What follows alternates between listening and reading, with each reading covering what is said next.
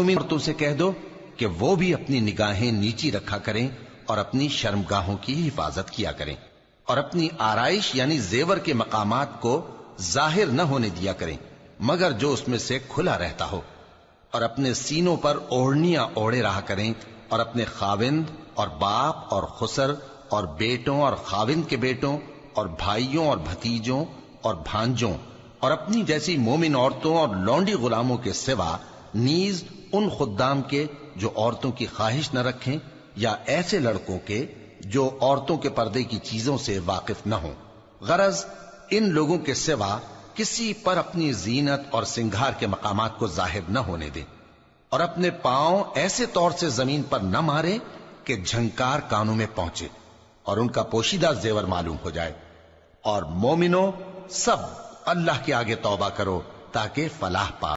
और मोमिन और